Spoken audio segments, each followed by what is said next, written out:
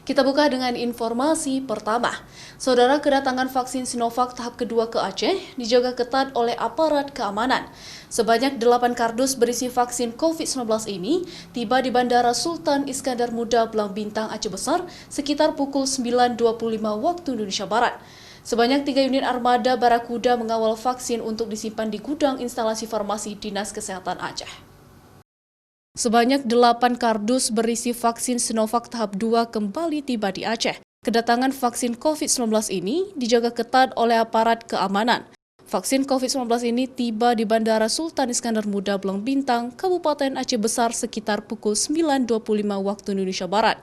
Sebanyak 3 unit armada Barakuda lengkap dengan personel Satuan Brimopolda Aceh mengawal kendaraan yang membawa vaksin untuk disimpan di gudang instalasi farmasi Dinas Kesehatan Aceh.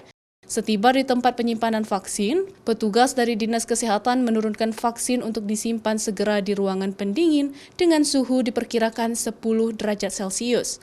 Dinas Kesehatan Aceh mulai melakukan sosialisasi kepada tenaga kesehatan yang ada di Kota Banda Aceh terkait dengan kesiapan tenaga kesehatan terutama yang ada di puskesmas untuk melaksanakan simulasi vaksinasi COVID-19 dalam waktu dekat. Nova Misdayanti, Kompas TV, Banda Aceh.